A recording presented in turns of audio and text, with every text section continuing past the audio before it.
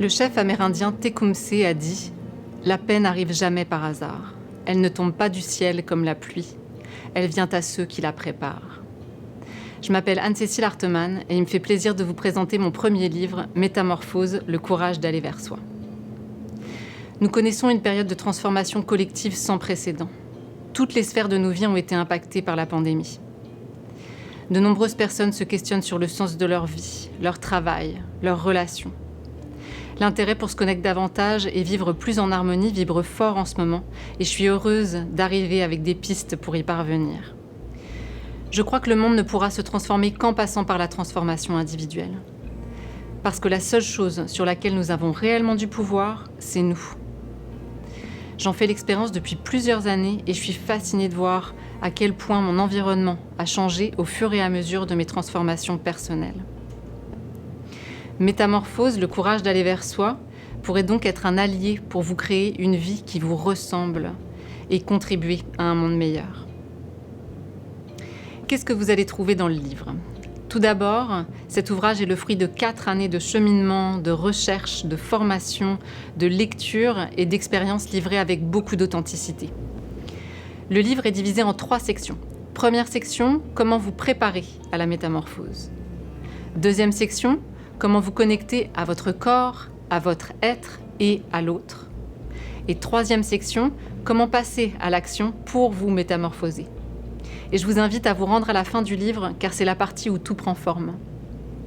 Outre le récit de mon histoire et de ma métamorphose, c'est avant tout un guide dans lequel chacun pourra trouver ce dont il a besoin dans son propre cheminement. Et pour vous donner quelques exemples d'outils, j'y parle de l'ANDC, l'approche non directive créatrice, créée par Colette Portelance, qui a largement contribué à ma transformation et à laquelle je me suis formée pour devenir TRA, thérapeute en relation d'aide, pour accompagner à mon tour des personnes sur le chemin de la métamorphose. J'y parle également du concept d'humanitude de Serge Marquis ou comment accepter nos limites d'être humain. Des expanders, ces personnes inspirantes qui peuvent nous aider à trouver de l'expansion dans notre mission de vie. J'aborde aussi la CNV, la communication non violente, qui aide à vivre des relations plus harmonieuses. Il y a plus d'une centaine d'outils dans le livre, et chacun pourra y trouver sa propre recette en fonction de là où il en est dans sa vie. Un des éléments qui distingue le livre, c'est que j'ai eu le souci pendant tout le processus d'écriture de rendre les explications simples et efficaces en répondant sans cesse à la question « mais comment on fait ?» C'est pourquoi chaque outil est abordé sous 3 angles. Premier angle, la description des outils avec les mots des créateurs et références à leur site et ouvrages. Deuxième angle, comment ces outils ont fonctionné pour moi. Je me livre avec beaucoup d'authenticité et ça me touche de vous le dire, parce que c'est tout un dépassement de savoir que vous allez me voir dans des espaces vulnérables. Mais il était important pour moi d'être cohérente dans mes propos et d'incarner comment la vulnérabilité m'a aidée à soigner mes blessures du passé. Et le troisième angle, des exercices pratiques pour vous permettre d'apprivoiser les différents outils.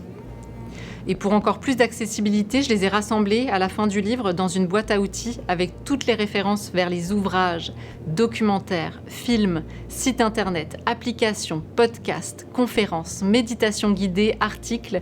Les ressources sont là en abondance. J'y aborde de nombreux thèmes comme la prise de conscience, le courage, les besoins ou encore la responsabilisation, comment sortir de la victime, arrêter de subir les événements pour retrouver du pouvoir sur sa vie. Il y a aussi l'écoute de soi, de l'autre, tout un art, l'amour de soi, ce grand incontournable. Et j'aborde également 2 thèmes qui me tiennent particulièrement à cœur et que je vous laisserai le soin de découvrir à la fin du livre. Le premier thème, les garçons et les émotions, et l'autre thème, prévenir et éduquer. Vers la fin de l'écriture, m'est venue à l'idée la notion de croissance relationnelle. Car au-delà d'un livre sur la croissance personnelle, ce guide porte particulièrement sur la question de la relation. Relation à soi, aux autres et à tout ce qui nous entoure. Ces 3 dimensions qui ont tellement été impactées dans le contexte de la pandémie. Pour terminer, j'avais envie de vous partager un petit extrait du livre pour vous illustrer mon propos. J'ai de la gratitude pour la vie que je mène aujourd'hui. Et il est important pour moi de véhiculer le message que cela ne se produit pas par magie. Cela est accessible si on cesse de remettre le pouvoir de son bonheur entre les mains de l'autre et de la société, si l'on décide de s'engager dans cette démarche envers soi-même.